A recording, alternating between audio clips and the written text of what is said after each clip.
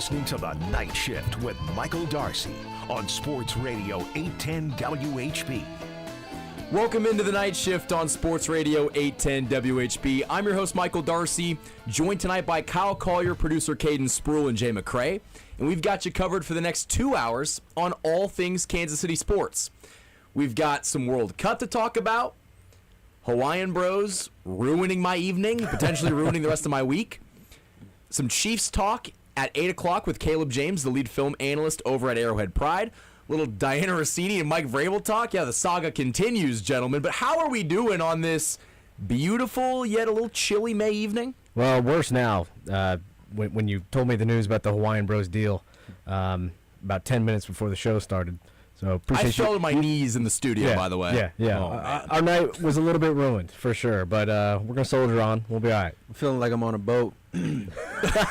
Just a wave, a roller coaster, a tidal wave of emotions, so to speak. Yeah, it's been a rough evening. But why don't we go ahead and get into the leadoff story that we want to talk about on this show? And I guess I should go over the backstory behind the promotion. So for those of you that didn't already know, Hawaiian Bros and the Royals were doing a promotion where if the Royals scored 6 runs at home, you could go redeem a meal at any of the participating Hawaiian Bros in the Kansas City area, even in Lawrence. And that was a pretty sweet promotion. The Royals offense, for as up and down, inconsistent as they were for the first month of the season, doggone it, they scored 6 runs at home quite a bit. And a lot of Royals fans were able to capitalize on the great deal of cashing that in and getting a free meal out of it. I was one of those. I was also one of those. I downloaded my Hawaiian Bros reward app. I'm not a rewards app kind of guy. I just don't really do it. Yeah. But you bet your ass that I was going to do that for some Hawaiian Bros when the Royals score 6 runs. And I just saw an email hit my inbox saying, well, this got a little out of hand. When we launched Plates for Plates with the Kansas City Royals, we hoped for some fun, a little buzz, and a few free plates along the way. Safe to say, you guys took it from there. You packed our restaurants, lit up social media, and turned this into something way bigger than the promotion, and honestly, we've loved every second of it. Clearly, they haven't loved every second of it because they've ended the promotion. Now, instead of getting a plate when they score 6 runs, it is going to be a buy one, get one free. Yeah. Still a very good promotion, but I feel like we are being betrayed. They gave us a great deal, and they just snatched it from us. They took our food right out of our mouth, and we're here just wondering, why couldn't we even get to July? Well, clearly Hawaiian Bros was scared. They did not want the smoke. The Royals offense is they're putting bats to balls now. They're making it happen, and nobody go and light up the Hawaiian Bros social media manager or admin or whatever you want to call them. This is the CFO's decision. I was going to say, that decision was definitely made at the top. The Hawaiian Bros CFO picked up the phone. He made a call. He saw that the numbers were trending in the wrong direction, and he made a call. Not as many people, obviously, are going to be checking their Hawaiian Bros rewards app as much anymore. But, I mean, you understand why they did it, though, you know? It's not a bad promotion now. It's America, baby. But it's not as good. In fact, we're not giving away stuff for free in this country. No, there's no such thing as a free lunch, and they just proved that. They just took your free lunch, and they're now making, the $11.99 that the plate costs? And then I guess they're giving away a plate on top of that. Yeah. But as you said before the show started, are you eating 2 plates? Yeah. Some might. I might. But I definitely, yeah. But I think, to your point, I am way less likely to get on the Hawaiian Bros app and check when they score 6 runs if I'm going to go redeem it. Yeah. Way less likely. And to your point, this is an article from the Kansas City Star. They gave out over 42,000 meals at Hawaiian Bros across the Kansas City area. Yeah. That's a lot of money they're missing out on. It is, and honestly, obviously the cost is a factor in this situation, but I think it's more about the demand and just the numbers that they've seen, how many people. I don't think that they ever thought that it would quite blow up like it has, but I think with social media, as they said in the email, with social media and all the other people putting this out there, I think it blew up just a lot bigger than what they ever imagined it could be. This article is from Royals Review, referencing the Kansas City Star article. The restaurant was projecting to hand out free meals after about 20% of the home games. Through 17 home games, though, the Royals have scored 6+ runs 8 times. Oh.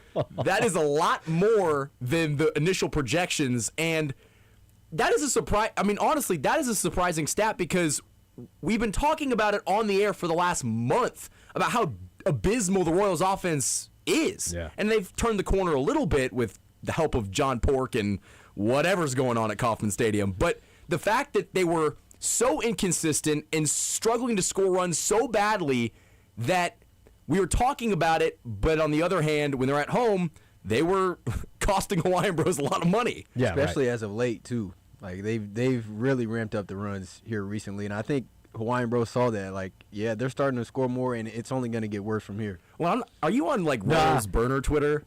I see that. Okay, I don't engage with much of it. That was Most of probably them are like at least stupid. 5,000 of those Hawaiian Bros. Oh moves. yeah, no, 100%. Easy. I always see Kyle talking about the Royals burner Twitter. Well, it's just their thoughts on Matt Quachero. Anyways, let's move on. But like over a course of 162, like the Royals are not going to be scoring 6 runs at home 50% of the time. What are they, 8 and 17? Is that what you said? Those numbers will decline eventually, but I get it. You said 42,000 free meals. That's a ton. If they can get half those purchased, their CFO is going to be a lot more. I was going to say, I think everybody in the Hawaiian Bros department is going to be ecstatic with those numbers, but I do think part of the draw for this promotion was the fact that it was free. I guarantee you, you're not going to get 100%. You think you'll see half the customers that you saw already? They're alienating all the single Royals fans out there. This is only for maybe happy couples or families. Or families. Or, yeah. I think you'll probably see. That's probably where you'll see the biggest difference. Guys like me that just go for a lunch, a day after the Royals score 6. I think you'll see more families go and still be able to capitalize on this promotion. It was a very loose promotion that they didn't really monitor all that effectively because you had people with different Hawaiian Bros rewards accounts because all you need is an email. Right. You're going to make 4 free meals that day. You show up with a different shirt. You don't even need to. You literally just go into Hawaiian Bros and say, I have an order for this name, this number. You're the 4,000th person today, apparently, that had the same idea. But it is a little sad that this promotion is no longer as sweet as it was. Again, a buy one, get one free is still a very good promotion considering you don't even have to be at the game to go claim this reward. Right. But it does sting just a little bit. And maybe they could have kept it just a free plate, like if you came to Hawaiian Bros with your ticket, right? Obviously, that's not going to be as many meals, but I still feel like it maybe wouldn't kill it as much as it has. That makes way more sense. It would have been way more logical, yeah, for sure. Again, it's like you don't even have to watch the game. You don't have to go to the game. You can redeem it in a 24-hour period from when the scoring happened. It was just like, it was very clear that it was going to get patched very quickly. And it didn't take that long. Again, it is May 6th, ladies and gentlemen, and they've patched the great hack. Yeah. But, yeah, so I unfortunately have to bring the sad news that Hawaiian Bros is no longer giving out a free plate if the Royals plate 6 runs in a home game. But and they don't even have to win. that's another thing. They don't even have to win the game. It's just score 6. You don't have to be there. They don't have to win. They just have to score 6. Whoever was in the Hawaiian Bros analytics department and crunched the numbers on this, that's the guy that is out his free lunch. That guy's looking for a job That right guy, now. He's probably lost that guy his job. had the under on the Royals 81.5 wins for the season, and he's like, they may not get there. He's So- probably hammering the team total every day. Like, He's please don't. sweating like last night when they I mean, were. Royals unders were killing it. Let's be were, fair. They were. But apparently, it's mostly on the road. Yeah. But like last night when the Royals beat the Guardians 5-3, I was starting to get real excited in the 8th inning when they had 5 runs. I'm sure the guys at Hawaiian Bros, especially the poor employees that were on their feet all man. day cooking 40,000 huli chickens. It's the Jimmy Butler meme.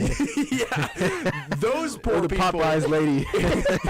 Those poor people were sweating the outcome of that game. But yeah, they Just definitely imagine killed being in that kitchen and watch it go. Oh no. It's so crazy because I literally was at the Michael barbershop. Massey.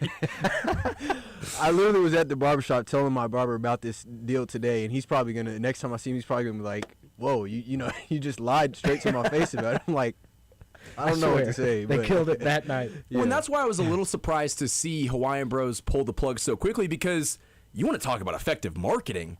We were talking about Hawaiian Bros. We're talking about it right now. They're not paying us on this show. Right. We're not sponsored by Hawaiian Bros. They're certainly not giving us free plates. Yeah, they're definitely not giving us free plates. We get a buy one, get one offer, though. Right, that's right. But all right, we'll go after the show. I'll buy Jay's, you buy Kaden's. well, they got to score 6 runs. I'm not going there. I'm not going there for fun. The Royals need to get it done. So again, there still is a caveat, and again, it is still a very good deal, but it's just not as sweet as it was. No, it doesn't hit as hard for sure. Yeah, and I probably won't go as much. There will definitely be a limit, a line in the sand that I'm like, do I want to eat Hawaiian Bros this week? Now the thing is, like, obviously it's not gonna be free, but like, I don't know, maybe if you save a plate, you save it for the day after. I'm not sure. I always devour it immediately, so I've never had leftover Hawaiian Bros. I don't know. Maybe that the free one would hit. Well, I'll say this: I'm a sucker for a good deal. Yeah. Today at Firehouse, it's like National Michael Day. And so I went in. How did you find out about that? Mick Schaefer told me. Mick Schaefer, Jason Anderson, who took Mick's ID and went to Firehouse to get a sub because Mick's middle name is Michael. They're very loose there at Firehouse. Jason, I told him not to say it on the air. I apologize. But I'll tell you what. You bet your ass I'm going to redeem that coupon for the sub. I had to show my ID to the Firehouse lady. Oh, nice. You could just tell the disdain in her voice. She's like, are you kidding me? She's like, because I walked in, I said, I heard you guys were doing a promotion if your name is Michael. She goes, I bet you did hear it. She said, let me see your ID. What's the deal? What was the deal? Like, it was just a free sub? If your name is Michael, you got a free sub today. It was like a medium steak and cheese melt. That sounds good, man. Would I go out of my way to purchase it if my name wasn't Michael? No. You were probably going to Hawaiian Bros instead. Yeah, I was going to say, I was on my way to Hawaiian Bros and Firehouse was there. But no, it's a great deal. It was free. I'm sure that that's something that they couldn't do every day of the year. You get Michael's, it'd be Michael's Firehouse subs at the end of the day, but dude, I wonder where that promotion came from. I have no idea. Again, very minimal effort went in, because I'm the kind of guy that if there's a lot of effort involved in getting this free thing, I'm probably not doing it. Right. I walked into Firehouse, showed them my ID, said I'd like the sub, and they had the sub for me. Yeah, and just imagine if Hawaiian Bros you didn't have to download the app to get that, promotion. If you just literally had to show up and order it, oh my gosh. It would have been. Do you guys remember the promotion during the World Series, steal a base, steal a taco? Yes. I remember that very well back in 2015. Was it Lorenzo Cain that swiped the base against the Mets? It was the first base stolen. Highly likely. It was either Cain or Dyson. And I remember it was like a free crunch wrap, and the line at Taco Bell was around the block. But that's the kind of stuff. I mean, in the pictures you saw on social media at Hawaiian Bros, those lines looked ridiculous. Crazy. And frankly, I mean, we're all busy dudes. I didn't have time to wait in those lines, so I didn't get to take advantage, right? You're the one that's affected by this promotion. No, not most, because you fellas who have taken advantage of it, like, you're losing that, right? Now it's just buy one, get one for me, and that it's still a great deal, but I never got the best type of the deal, It's just not as sweet. And again, I think that there will be, I'm seeing Twitter users on Royals Twitter saying we're going to boycott Hawaiian Bros. I get that. That's not necessary. I was going to say, I don't, well, you can do whatever you want with your dollar, especially now that your dollars are impacted by this decision. Good but point. Yeah, it does suck that there's no longer this promotion running, but. And they had to kill it while gas is, $5. And that, come on. That kind of segues maybe into. Feed the country a little bit. That does segue kind of into the economics of Kansas City this summer with the World Cup coming to town. Mm-hmm. There was a recent report from KCTV5 that Kansas City trails all U.S. cities as demand tracks below World Cup expectations. And essentially the gist of the article is that 85 to 90% of the hotels surveyed reported that the booking pace was below expectations and trailing for a typical summer in June and July, which has multiple factors. The geopolitical state of the world right now, and also FIFA booking a bunch of rooms in advance and then saying, well, we don't actually need all these rooms, and those rooms hitting back into the open market. But I think we've seen this situation occur before. It is eerily reminiscent of when the NFL draft came to Kansas City. And I remember the conversation that all of the local businesses around downtown. We're going to make so much money because of the massive influx of tourists hitting the city. And while there were some businesses that definitely did benefit positively from the tourism, on a grand scale, citywide, there wasn't that impact. And the World Cup is significantly bigger than the NFL draft. Yeah. But I think you're starting to see the reports come out that the expectation that there was going to be like 600,000 or 700,000 people, that might not be the case. The flight logs aren't showing that. The hotels are not showing that. And you could see a lot of these companies potentially gearing up for all the expected tourism. And if they don't get that tourism, the local companies, the ones that we like to support, are going to be out a lot of money. Yeah, I mean, I think about it. I think it was Mayor Lucas had passed that, bill, whatever you want to call it, where, they funded some small businesses to open up downtown during the World Cup. And those are the companies that are probably going to lose a lot of money. And that's going to go back to, like you said, the economics of Kansas City. I mean, all that money that they gave to them is basically going to go to waste because they're not going to receive the type of traffic that they expected. And I'll tell you what, World Cup, just for the actual games, I mean, the ticket prices themselves are astronomical. Insane. So yeah. That's not helping, for sure. But not at all. And also, I do believe that the price gouging on tickets is going to affect the fans that go to the game, because I'm going to be very transparent. I'm not the biggest soccer fan. Would I like to go watch a World Cup game? Absolutely. I want to say that I was at one of the biggest events that has hit Kansas City in its history.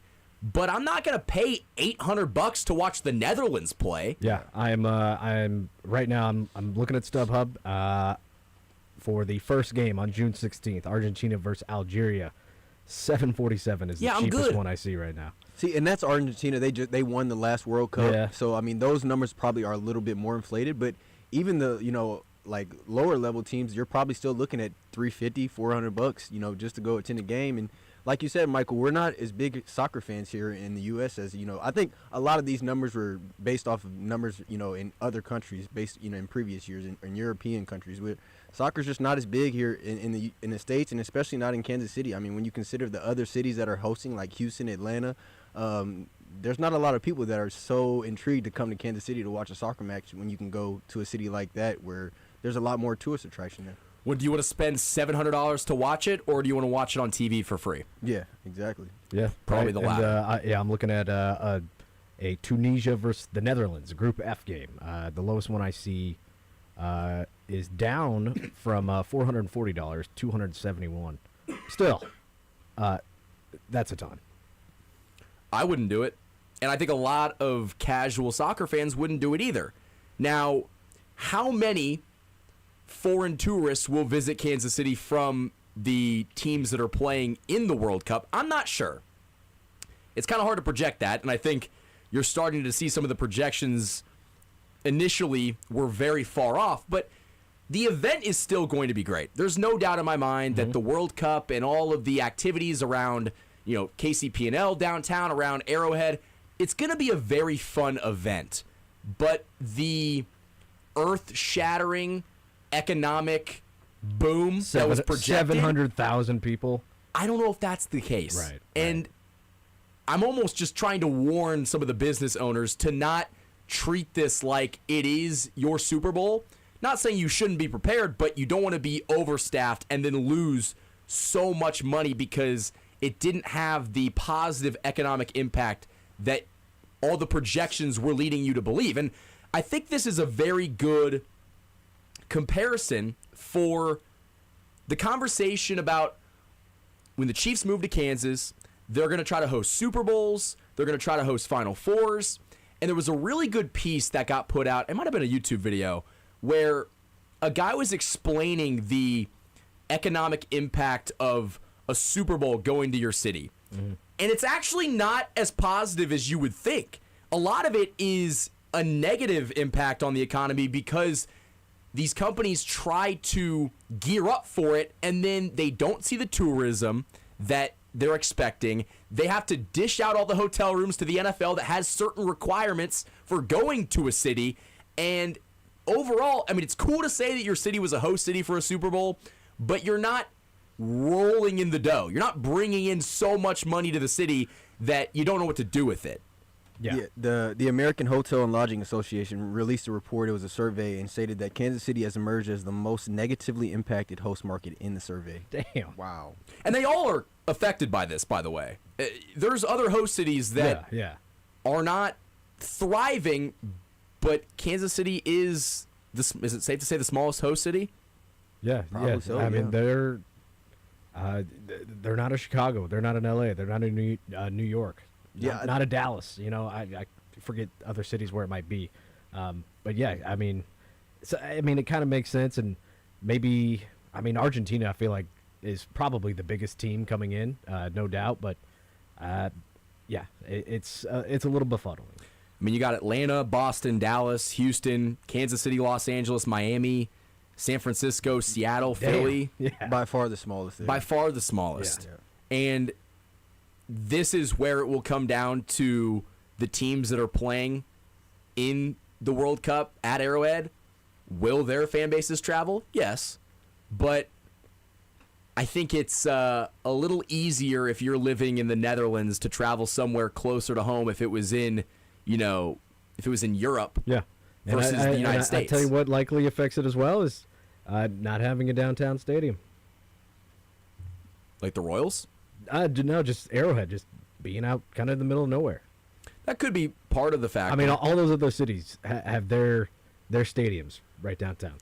It's definitely not a downtown, easily traversable city. It's easy to drive around. It's a commuter city, but it's not ideal for someone who doesn't know the area to come here and then have to Uber from downtown or North KC to Arrowhead. Yeah.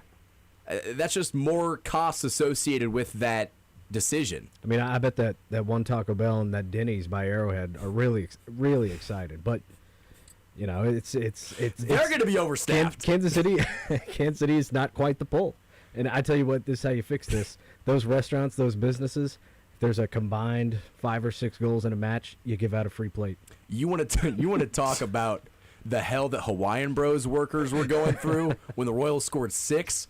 Imagine those Taco Bell workers strapping on the apron when the World Cup games are going on. Shoot, you guys have seen how Westport is just off of one weekend. Imagine that on a World Cup scale. It's gonna be crazy. But I definitely don't think that this should be a slight towards Kansas City. But there just was probably more. It's not a slight. I see it as more of a. The numbers aren't numbering. Yeah. That's essentially what it is. Yeah. The initial projections are probably not going to come true. It's very similar to like when the Chiefs and the Royals have had Super Bowl or World Series parades, and it's like, there's going to be 1.5 million people in downtown. It's like, well, there's actually probably like 600,000 or 700,000. Go ahead and throw out the reference you came up with, Michael. Oh, I think what is happening with the World Cup right now in Kansas City is like in college where you get told about a party that's happening down the block and it's going to be a big party, man. You got to pull up. And you're expecting hundreds of people to show up to this party, and at the end of the night, it's 3 dudes drinking from one keg. That might be what happens in Kansas City. And that's not saying you can't be one of the 3 dudes drinking to the keg and have a great time, but it's not going to be the same as if there were hundreds of people there. Yeah. There was just a lot more hype around. And then after you drink the keg, you're going to go to Hawaiian Bros and capitalize on the BOGO. Exactly. Yeah. There was just a lot more hype around this, and it's rightfully so. After you drink the keg, I mean, you got to make sure you're awake. That is true. This is probably the biggest sporting event, that Kansas City has had planned for a long time. I mean, what was the last, sporting event you can think of that was as big as this? The draft. Yeah. I mean, before that, What's funny that you say that, because on a grand scale, on a world scale, this is without a doubt the biggest sporting event that Kansas City will probably ever host. Yeah. But in terms of individual impact and individual interest, there was way more interest in Kansas City hosting the NFL draft. Oh, yeah. Because there's just more locally, football fans. yeah, 100%, yeah. Yeah, football's just bigger in America. Football. Yeah, it's just bigger here. It's bigger here. Yeah. And that's why I think there are a group of people in Kansas City that are like, when is this thing going to be over? We're not soccer fans. We understand that there's a lot of hype surrounding this event, but we're definitely not paying $500 to go watch the Netherlands and other smaller Tunisia. teams play. Yeah. the dollar's not going to stretch that far. You're not going to get as many casual fans to pull up to the World Cup. Now, maybe the downtown events and the stuff that's going on, but I do think that the NFL draft just was more, I guess, must see, must attend because of the significance of football in Kansas City. Yeah, 100%. And again, that's not a slight to the World Cup, but how many people do you know are diehard soccer fans, and specifically diehard soccer fans of teams that are not the United States? It's good for the soccer fan who does live in Kansas City because great. Locally, I mean, soccer's not going too well. Yeah, I was going to say, Sporting with Current was exciting, but they were an early exit, so. Yeah. That's very true. But it should be very interesting to see how this situation plays out. Either way, it will be a very great event for Kansas City, and I'm excited to see the festivities, and if it's not $500, I'll go to a game. But we'll see. So on the other side of this break, we're going to talk a little bit about Kenneth Walker and how he might have just solely changed Andy Reid's mind on what offensive scheme they should run in 2026. And we'll do that right after this break.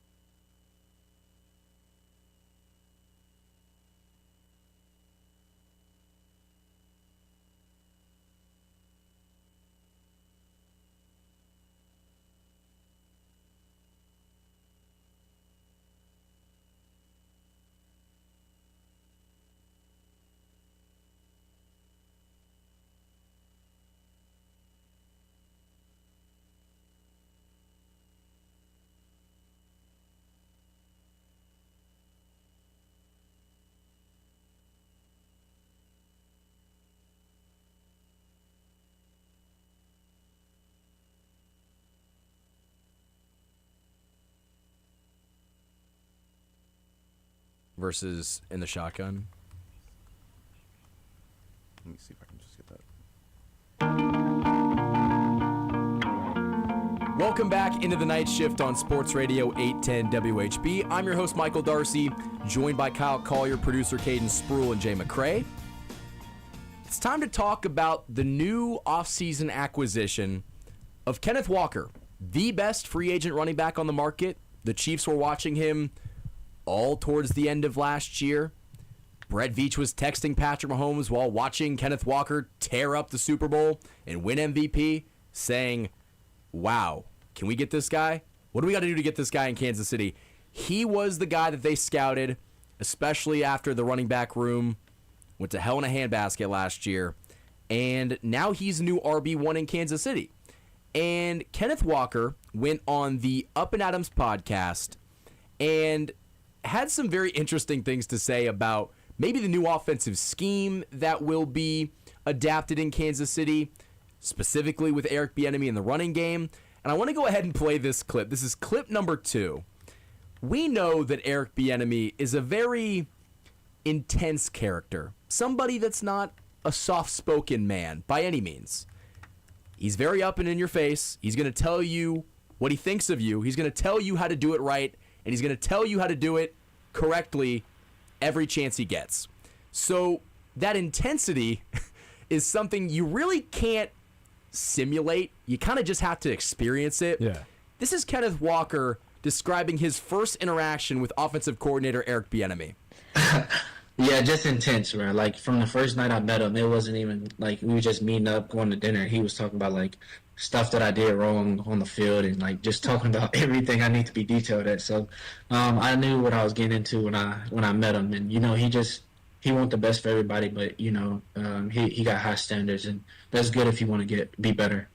Did they let you meet him before you signed, or was it after? No, it was after. I figured. It was like, yeah, when you sign and everything, you go and, you know, go to the city and, you know, try the best food they had. So that's what we did. And, you know, we sat down and talked. What did he tell you did wrong? He was talking about everything, just everything, detailed run game, blocking, pass game, like just everything. He would just mention things that he gonna coach me on and stuff like that. So who's the running back that he has coached and been around that he brings up the most? I think AP, that's actually one of my favorite running backs too, so I think that would be somebody he would show definitely. First of all, the difference between Andy Reid as a coach and Eric Bieniemy as a coach, it's so interesting to see the contrast of personalities, because if you remember, when Andy Reid was talking about, I guess it was Kenneth Walker talking about his first interaction with Kenneth Walker, they were talking about life. They were talking about how they were doing individually. And then they got to football eventually, but the first night that Eric Bieniemy met with his new running back they're talking about all the things that K9 did incorrectly, that he did wrong, and how he can get better. One guy is very focused on how can I make you better, and the other guy wants to know how you've been. Yeah. Yeah, nice to meet you, Darcy. Let me tell you why that throw sucked. Let me tell you why that show sucked. Yeah, exactly. Here's how you can improve. But I mean, at least say hello first. Yeah, but you know that's Eric Bieniemy, and I think if we all ask ourselves, like, is that intensity, that sort of that competitive spirit, that nature to win, was that something missing from the coaching staff last year? I think a lot of Kansas City Chiefs fans would agree, and frankly, by all the moves from the Chiefs front office in that coaching staff on the sidelines, I think they would sort of agree as well. And I mean, Ken Walker knew what he was getting into. I mean, everybody knows about the tenacity of Eric Bieniemy. It's probably smart, though, that they didn't let him meet before he signed. Might leave that one in the chamber. He might be a Seahawk. Yeah. I was going to say, that would be a very first strong impression. I wonder where that dinner was. Q39, Garozzo's, somewhere downtown. It wasn't a Hawaiian Bros. I was going to say, it definitely wasn't a Hawaiian Bros. 801 Chop House, something like that. But no, I really think, as you talked about the contrast between him and Andy Reid, I think that is why the Chiefs have operated so good over their dynasty. I think on one hand you got a guy like EB who's going to push you back in on those days where guys.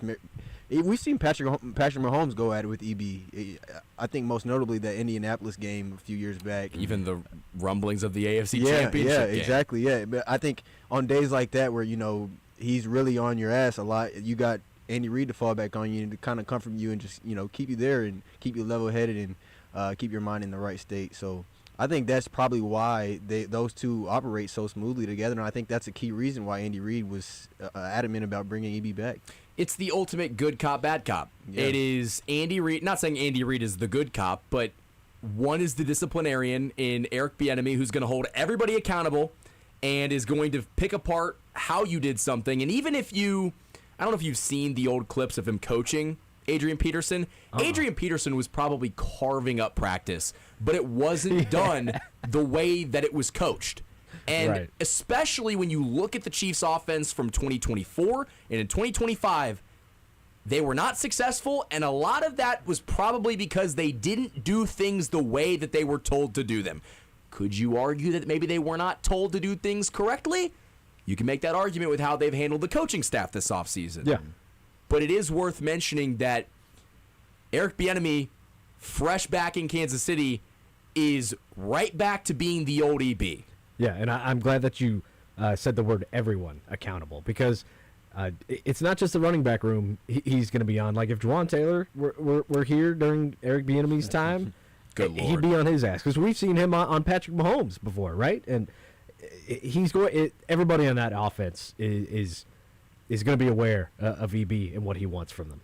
And that's important because there was a lack of accountability, and going forward, even if they don't have the talent, there were just certain miscues last year, whether it was Juwan Taylor jumping early or late game miscues. Third down efficiency is a little bit less on the it's a little less on the offensive coaching staff, but even then, how are you executing on third down? Yeah. And if you're not doing it well in practice, you're not doing it well in the game. And how do we know that they weren't doing it well in practice? Well, because they weren't doing it well in the game. So I want to see what this offense looks like in 2026 with a revamped coaching staff, essentially from Andy Reid down. Yeah. It's completely different. Yeah, they've cleaned house. It's practice like you play. I think the Chiefs want to take that very seriously this year. Yeah, EB's going to hold these guys accountable, from the quarterback to running back to wide receivers, even down to the tight end. Travis Kelce even talked about it whenever they first brought him back, about how excited he was to have him back in the room. And I think he's just going to, like you said, he's going to hold everybody on this team accountable. As the OC, that's his job. You know, he oversees the entire offense. So I don't think he's going to leave any stone unturned on this offense. And bringing Kenneth Walker back into the equation, I don't think it can be stated enough how poor the Chiefs' running back room has been over the past couple years. Kenneth Walker is like adding, the ultimate weapon to a running back room that didn't have any weapons last year. It's literally like going from driving a Mazda Miata to a Ferrari. Yeah, it's like having to buy one, get one, and just having a free one. Exactly. I mean, we were supposed to have one when Le'Veon Bell came in, but Le'Veon Bell was... When are we on offense? I will never forget that clip ever. That clip was played a million times on Chiefs social media. Yeah, it was. That accent just always cracks me up. Definitely overplayed. But now with Kenneth Walker in that room, they can just do things better than they did last year, because they have a supreme talent who is good under center, is good out of shotgun. Interesting to mention that if you look at his snap counts over his career, we would all agree that 2025 was the best year of Kenneth Walker's career. 100%. And he played 47% of the offensive snaps, which was down substantially from 2024, where he played a career high 64% of the offensive snaps. And that's even crazier considering that Zach Charbonnet got injured towards the end of last year. Right. And he was the lead guy. And I got to look this up, but I want to say Charbonnet went down week 9.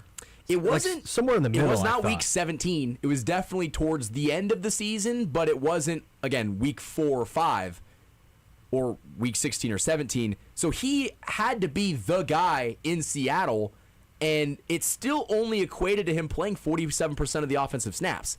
And I do see a correlation between the numbers that he put up and a decrease in snaps. Now, they're bringing him here to be their lead back, but they also did draft Emmett Johnson in the 5th round, traded up to go get him, because historically Kenneth Walker has not played 17 games in all of his seasons. Now, he's been a more healthy player than maybe some of the commentary around him, but it's very rare now in the NFL to have one guy that you give the ball to 20-plus times every single game.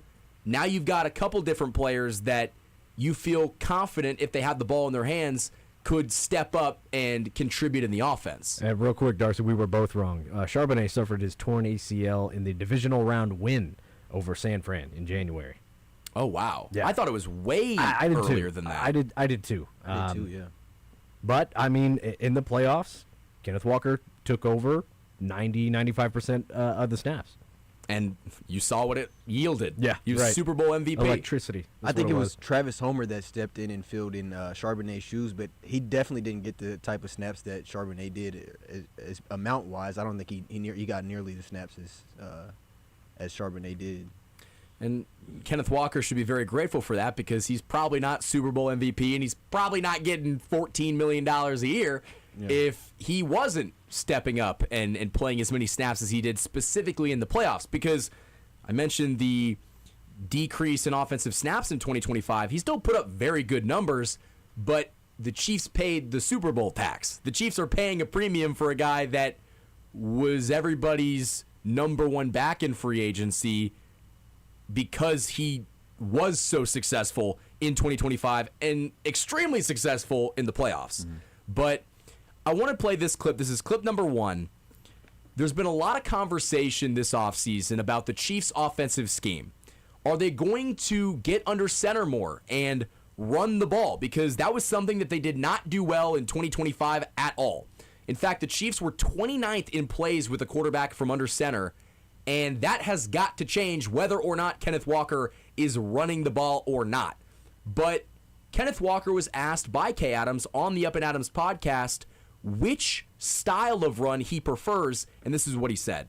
I feel like I could do both, but obviously my favorite is under. I feel like I can see the field better and everything, but, whatever system they want me in or, situation they put me in, I feel like I can make a play in anything, honestly. Did anybody else expect him to sound like that? No, not at all. I think when you look at Kenneth Walker, that bald head, you imagine a guy with like a really deep voice and like that. He's that a was soft-spoken guy. Yeah, he in really fact, is. Yeah. If we ever had the opportunity to interview him, I'm not sure if we could get more than 7 or 8 minutes out of him. He's a pretty quick, easy, to-the-point kind of guy. Yeah, and on the program on our 2-minute drill, we have our guy Softy in Seattle on to talk about K9, and I love that his nickname, by the way, is K9. That's awesome. Great. But yeah, he was like a great clubhouse guy, very quiet. If he walked by you, you might not know because he's not loud. He keeps to himself. Yeah, no, but it is a little bit surprising. But he said that he prefers to run under center, which makes sense because as a running back, you can see how the defense is playing. And as a running back, you have got to make a split-second decision when a linebacker fills a gap, if you need to cut, if you need to bounce outside. And Kenneth Walker is an absolute demon in the outside zone. But I don't know how much the Chiefs are going to run that concept. I think they're going to try to be very similar to what they were last year offensively, but you just add a much better talent to the room. And for all of the fans that are concerned that the Chiefs are not going to run the ball under center, I don't think that's true, first and foremost. I think they are going to run the ball from under center, but I also wouldn't complain too much if they are giving the ball to Kenneth Walker out of the shotgun, because I think that guy, with how explosive he is going to do damage whether he's in the gun or he's under center. Now, they're going to have to experiment and see where he is more effective, but they've poured a lot of resources into that offensive line, and it is time to see if those draft picks, if those assets that they've invested in that position group will pay dividends, because now you got the back. You haven't had the guy really with that offensive line, and now you are giving them a workhorse. Yeah, 100%. The draft picks, the cash that you've allotted the O-line, and then the money you've allotted to your running back. Utilize him where he's best. Real quick, this is total under center snaps last year. Where do you think Seattle was? 2. Okay, you nailed it. Nice work. Where do you think Kansas City was? Was it like 29 or 32? 31, second worst. Wow. Who was worse? The Washington Commanders. Yikes. Yeah. That's not a good look. So utilize the guy where he's best. And if that's under center, you need to make the adjustment. And I think a lot of Chiefs fans would love to see that adjustment. And that's what I'm pounding the table for. They don't have to be 2. They don't have to be top 5. No, but you can't be 31. Be 16 to 13. I don't care. Somewhere in there. Be top 20 for all I care. Yeah. Again, the Chiefs ran the ball last year. They just did not see success. The backs were not effective when they had the ball in their hands. If the Chiefs gave Kenneth Walker, Emmett Johnson, Amari DeMarcado the same amount of rushing attempts, well, we'll see where he goes. If they gave those backs the same rushing attempts that they gave the backs last year, what are we thinking? 20, 25, 30% increase? Yes. If not more? Yeah. I mean, it's kind of hard to play the percentage increase game because you don't know who's going to get which percentage of the snaps. But regardless, you feel much better that your production is going to be, what, a quarter better without even changing anything? Right, right. And that's, I'm sure, what Andy Reid is thinking, that we don't have to change all that much to be better because we just have a better piece to utilize. They still need to do some changes. I'm not saying that they can continue being 31st in the league at plays run from under center, but if they say with the addition of Eric Bieniemy and just the emphasis of running the football is more at the top of their minds, especially because Patrick Mahomes is coming off of an ACL injury, if they're 18 and let's say the RPOs are actually RPOs and not just pass options, they're probably going to be in a much better spot. Yeah, 100%. And over his career, Walker has averaged 4.5 yards per carry under center versus 3.9 yards per carry in shotgun, which on the surface that may not sound like a lot to the casual fan. I'm not a math guy, but I like those numbers. Yeah, but I mean, that may not sound like a lot to the casual fan, but I mean, when you consider that they ran, what you said they were number 2 in under the center runs last year. Seattle was, yeah. Yeah, if you continue that, or if that's the case over his entire career, just imagine how much different those numbers would be. I mean, he had a particularly poor 21% success rate on shotgun runs in 2025. So, I mean, he said that he can do both, but it's clear that he's having more success in under the center runs. It would be very smart for the coaching staff to look at what he does best. And I'm not saying you got to completely change the offense and how you have done things, but you need to take a look with the personnel that you have. And this is not just on Andy Reid. This is also Steve Spagnuolo with R. Mason Thomas and Peter Woods and some of the draft picks that they got in this class. You need to figure out how to use the guys that you have put on this team. You cannot try to fit square pegs into round holes. And you have to just take it for what it is and try to fit them in and use their strengths and skill sets to make the defense, or offense in this case, better.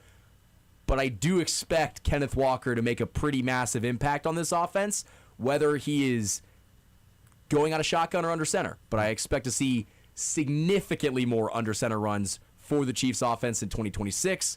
But we'll talk a little bit more about that with Caleb James, the lead film analyst over at Arrowhead Pride, in the 8 o'clock hour.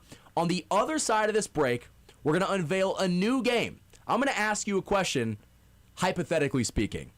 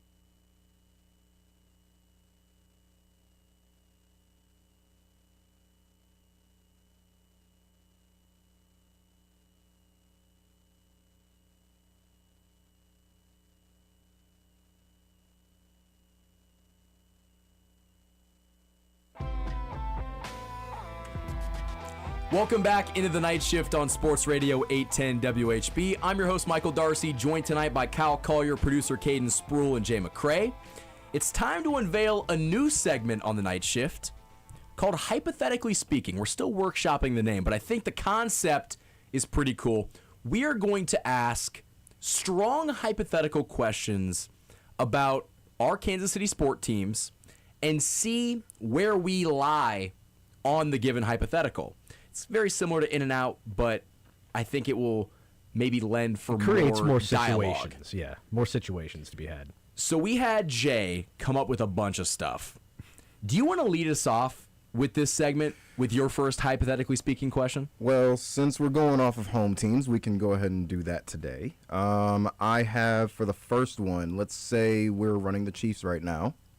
Andy Reid is retired, and you have your options between two different coaches. You have a coach with no prior experience in the pros, but 2 national championships, playoff contender for the last 5 years. Mm-hmm. Like 2 college national championships? Yes, 2 college national championships. Versus an actual experienced coach in the pros, but mid-tier record, no championship other than 2 rings as an assistant coach. This is a much more interesting hypothetical question. You know what it sounds like? It sounds like this is Jim Harbaugh, which is working out for the Chargers. Although he does have previous NFL experience. Harbaugh does, so that's I feel like if Kirby's smart. And then like Mike McDaniel for the Seahawks this year.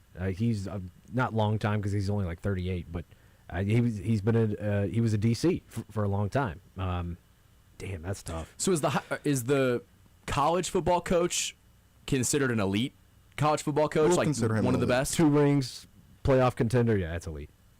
Yeah, what am I asking? Hypothetically, that was a stupid question. No, that not hypothetically. It just was a stupid question. But this is a much different question in 2026 than I think it would have been a decade ago, because college football is starting to become increasingly more like it is professional football, but it's starting to become more like the NFL, just with how you have to manage a salary cap and manage. So I think the restrictions. The NFL comparison here. He's never won it as a head coach, but Kyle Shanahan. That's what I was thinking about, but is he a mid-tier NFL coach? No, he's not. I was thinking like Kevin O'Connell would be a mid-tier. Yeah, there you go. But even he's not really a mid-tier, but he hasn't had a lot of NFL. I think the Vikings gave him an extension, but I think I'm going to go with the guy in the NFL. I'll also go with the guy in the NFL just because it sounds like he is on the verge of being successful. Right. It's just the situation. He just needs the right team, and he's coming to Kansas City with this quarterback. Okay, now or at least the ownership group that is willing to invest in the team. Right. And the college coach, there's a lot of gambling, just gambling around that situation working out. Right. But Kaden? Yeah, I'd probably go NFL guy as well, just because you're probably looking at a more proven guy, like you said, a guy like Kyle Shanahan or something like that. Yeah, I'd probably go NFL guy as well. I think it's the safer bet. Yeah, I do too. Not saying it's the right bet, but it's at least safer. Yeah, because those guys from college, you'd rather see them make that jump to OC and see if they can handle an offense, see if they can handle a defense first before handling the entire team. 100%. So let me hit you with this hypothetical question. Would you rather have Mansour Delane or R. Mason Thomas work out? One of them's going to be a bust, and one of them's going to be an all-pro. Which one do you want to work out and why? Hypothetically, one of them has to be bad. Yes. Edge rusher.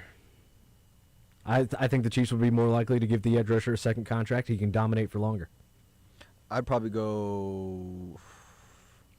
I'd rather R. Mason Thomas be the bust because we invested more in Mansour Delane. That's what I was thinking about too. You traded up for him, and because it's just going against. I mean, this entire draft went against the grain of what the Chiefs usually do. You look at R. Mason Thomas; he's a smaller guy. The Chiefs usually don't draft smaller guys. Yeah. They usually don't take DBs early. They took a DB with their first pick. Trade up to get him. Yeah, and traded up to get him at that. I'd probably say I'd rather R. Mason Thomas be the bust, just based off of assets and what you invested in him. Yeah, I got to go R. Mason because, I mean, in my world, I love seeing big plays. And I do see an interception as bigger than probably a sack every now and again. Mm-hmm. But I mean, how long has it been since we've had a really great pass rusher alone next to Chris Jones? On top of that, you don't find premier edge rushers at all, almost ever. So I'd rather see R. Mason work out much better. But man, that is tough. It's That is tough. This is the way I think about it. The hierarchy of the most important spots on the team. It's the guy who throws the ball. It's the guy who protects the guy who throws the ball. And then it's the guy who sacks the guy who throws the ball. Give me the edge rusher. I would take R. Mason Thomas being the All-Pro over Delane just because I think it is a more premium position. But I think why this becomes a good hypothetical is because of the assets that they gave up to go get Delane. Because it's not just a first-round pick. It is a top 10 pick that you traded two later picks to go get. You got to be careful that you don't fall into that we're falling in love with this guy. This is my guy, and he has to work out. Right? You can get in trouble like that if you're a GM. And Brett Veach has gotten in trouble by doing that. Yeah, right. And you want to know who's going to be in real trouble soon? It might even be Jerry if Caleb Downs really doesn't work out. Yeah. They gave up, what was it, a couple picks to move up. I think they were fifth rounders. They only went from 12 to 11, but yeah.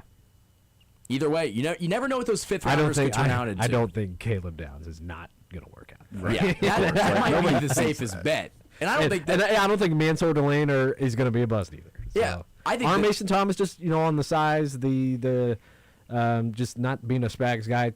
There's some bust potential there for sure. We're just talking about which guy we would rather have be the bust, and positional value. Be the workout. Yeah, be the guy who works. Be out. the guy that works out over the bust. Yeah. I just think you would get a lot more value out of R. Mason Thomas being the good player than if Mansour Delane was an All-Pro and R. Mason Thomas was unplayable. I mean, how much would that set the Chiefs back in 2026 and 2027? Right. I mean, that would be, for a top 40 pick to just not work out. They're feeling the effects of drafting Felix still. Yes. And he's still on the team. Yeah. So I definitely think that that is an interesting one. Jay, do you have another one? Yeah. I got one. Yeah, We've all got some. Yeah. Would you trade Bobby Witt Jr. for a guaranteed World Series appearance? No. You know what, Guaranteed. Caden? You know World what? Series appearance. Not win. You didn't say win. No. I was kicking the can down the road on that one because I was thinking about I've got one similar. Well, stop kicking and kick something else. Yeah. All right, I'll go. Ryan Bros employees for cutting my discount. Kyle's not a fan of it. I'll go with my next one. Would you rather have prime Kelsey or prime Tyreek right now? Oh my goodness. Right now? Oh my God. Right now? Right now. Damn. Can't have Tyreek. both. Give me Tyreek. Prime Tyreek Kelsey. right now with Kenneth Walker. Oh my God. I mean, that's just I'm gonna go Kelsey. unstoppable. I mean, I think I'd take either. I'll settle out of court right now. I'd take either one of those guys in their prime. Why so, Kyle?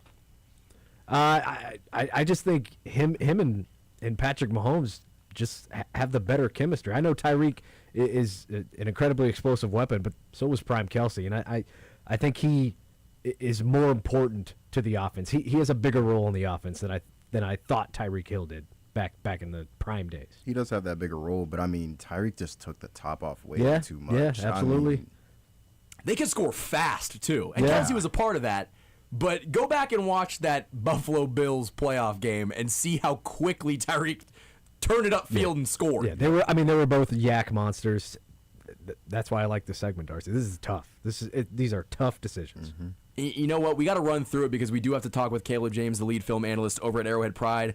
On the other side of this Punt break, him because I got one with about. Never mind. Go ahead. Kyle, I want you to go. We're going to do one more quick one, and then we'll resume this after talking to Caleb. No. Just You want to wait? Let's go to break. You want to wait? Okay. That means that the question that Kyle was was about going to to get ask fired. us is diabolical, and I cannot wait to hear it. During the break, you guys listen to The Night Shift on Sports Radio 810 WHB.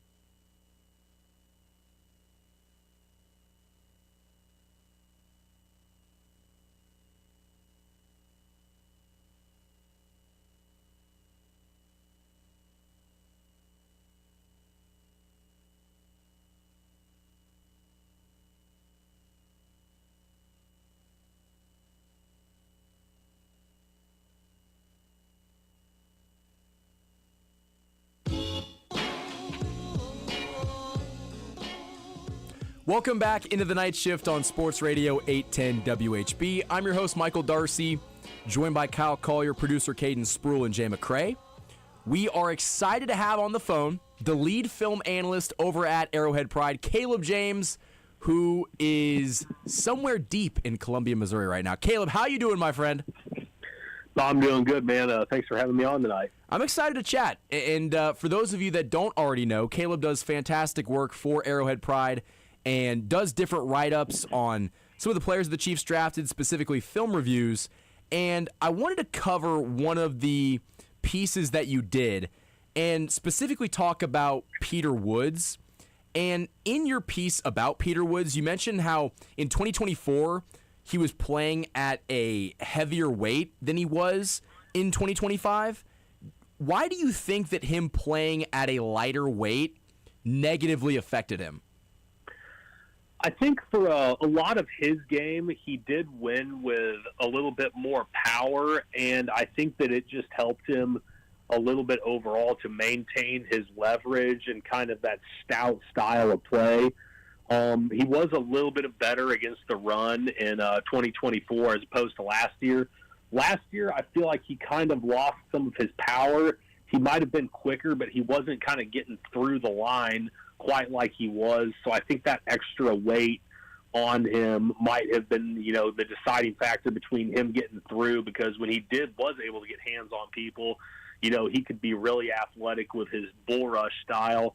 And then with the way he was able to slip off of blocks with him getting a little bit slimmer, he was trying to play with like more of a quick guy, more of like a 290-pound defensive end almost is what it felt like he was trying to do. But that's just not who he is. He doesn't have the longest arms in the world. So I think that probably hurt him a little bit there. But just with that overall extra weight, that's kind of where he was able to throw his weight around, be a little bit stronger against some of these offensive linemen. So is the drop-off between him being heavier versus lighter, I guess, marginal on the speed? Because you talk about how he is, equally as quick and as explosive when he's heavier, but I guess, is it better to be heavier and maybe a little less explosive, or lighter and more explosive, but you can't get off the double teams? I think in his instance, it's going to help him to be a little bit heavier. And that is another thing that wasn't talked about a lot, was he did get double teamed a lot, and a lot more in 2025. He ate up a lot of double teams. He got his teammates some good edge rushers. He got those guys some looks off the edge one-on-one more often because he was taking double teams. But, you go look at the guy's film in 2024 against, like, Texas, and he's making plays at 320-plus pounds.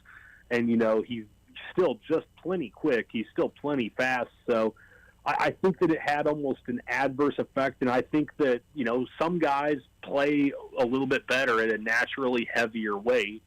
Not everybody is the same. I think that you saw him kind of, the season kind of wore on him at that lighter weight, where he was kind of a little bit more beat up down the stretch last season than he had been in 2024. But I think that just with his overall style of play and what the Chiefs are going to want him to do, I think that he can be a little bit heavier and still be, plenty quick to get through the offensive line. When we saw last offseason, the Chiefs drafted Omar Norman-Lott in the second round and then immediately made him gain weight to play a different position. And we don't know if the increase in his weight led to the injury, but I definitely think, you saw early on in training camp that he dealt with ankle injuries, and then ultimately it was the ACL that took him out. But I don't know if in that case with Omar Norman-Lott that him gaining weight was a good thing, but it seems like the numbers and the film would indicate that if Peter Woods was playing at a heavier weight, it would be more beneficial for his game and the Chiefs' defense overall. Do you see him playing at, I guess, the 320 range for this? I mean, maybe 320 is a little heavy, but what range do you think he's going to be in? I think, he tested it just under 300 pounds. I think this season, if he plays around 310 or somewhere around there, I think that will be fine for him. And I think what he tried to do in college was he was maybe like had some weight that wasn't that great on him, and he tried to change his body Well, now if you're him, it's going to be trying to like put on good weight and stuff like that. You know, maybe not necessarily so much of the baby fat that he kind of played with those first couple of years at Clemson. But I would say that his plan needs to be to get over 300 pounds and kind of hone in on being a guy that can play all the interior positions. I know they tried to line him up at defensive end sometimes at Clemson. With his length disadvantage, that's not something the Chiefs should ask him to do in the NFL. And it's interesting you bring up the thing with Omar Norman Lott, because that was kind of weird. You know, you've got a guy with a lot of quickness. I think that maybe that was just the role they envisioned for him last season, was to try to come in heavier to help with the interior, because the Chiefs' defensive interior was so weak last season. Do you think that he is going to be the starter on the other side of Chris Jones when camp breaks? I think that it's possible he is. I would still think that the Chiefs are going to, in base looks early on, probably go with Kyrie's Tonga a lot of the time, just especially on running downs. Early, I think they'll start him out on passing downs, as that rusher. I just think that when they go early out there, it's going to be, Spags is going to roll with some veterans early, but I don't think that it will be out of the question that Woods is going to be playing a lot of snaps by the end of the season. Especially because he was the 29th overall pick. I would hope that he is playing pretty much right off the bat. Jay? Yeah, so I just have... Oh, Jay's mic is no longer on. Jay? What's up? Can you hear me?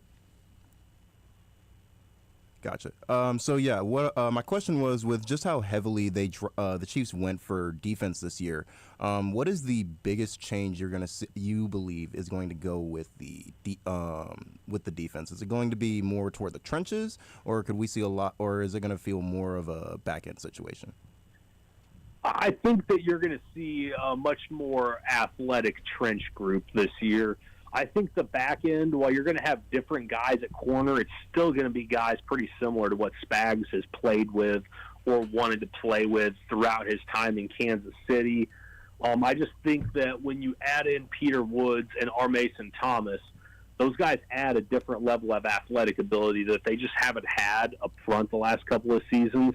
You look at some of the accessory players last year on the defensive line, Mike Dana, Derek Nottie, good, like, rundown guys to a degree, but they're not giving you anything in the pass rush department.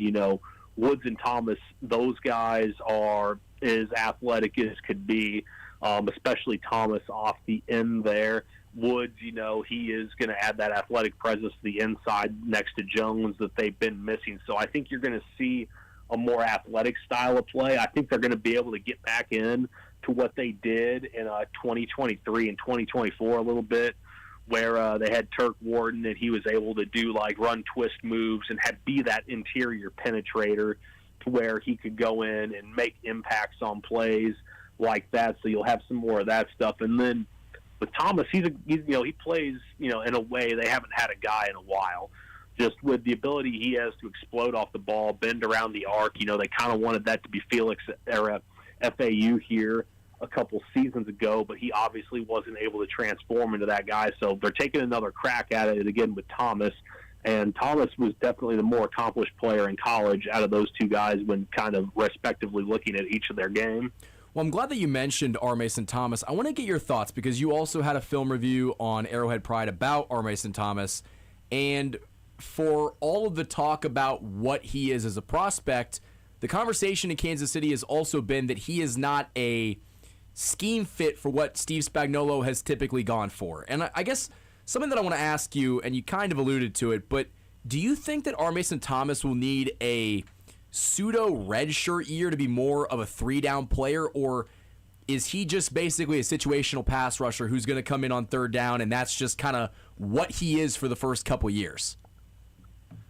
I think that I would lean more towards the pseudo redshirt, though I think he'll play early on those passing downs. Scheme fit can mean a few different things. With him, it's more just because he's not, 6'4", 275, got 35-inch long arms. He's shorter, he's more compact, but he is quick, and he plays with good leverage. I like the way that he is able to actually deliver power on guys. He has a surprising amount when he's able to go speed to power off the edge and work some of those moves with his hands. I wouldn't worry too much about him being able to find a way to impact plays with pass rush early on. You know, when you do play at the 240 range like he is probably going to in the NFL, you know, you set yourself up with a little bit of risk when a team decides they do just want to go downhill. Fortunately, I think that he's athletic enough to where he makes plays and will be able to develop into a guy that can play fundamentally sound. I think in some instances, him being a little more athletic can help against teams that want to run outside zone because he's athletic enough to get out and beat a reach block and set the edge. It's going to be stuff like when teams want to down block on him or try to run power or a pin and pull look where they're kind of double teaming him where he could see some struggles early. So I don't think that they're going to put with him being the second, pretty high second round pick, I would expect him to play. He's a pick in the top 50. They really need him to come out this season, especially in their current situation, and play a little bit. So I would expect to see him on the field. I would assume they want him to try to develop into a starter at some point across from George Karlaftis. You mentioned the power that he's able to generate, and a lot of that is because of the hand placement and the speed around the edge, and he's got good bend too, but is there any concern that maybe he won't have that same power against an NFL tackle versus a college tackle, and how would that affect his game, and would it take him out of it? No, I don't think it would take him out of it. Obviously, the speed stuff getting around the edge, beating guys, being quick, that's still the bread and butter for him. It's these situations where he's able to catch these guys off balance, where his power shows up.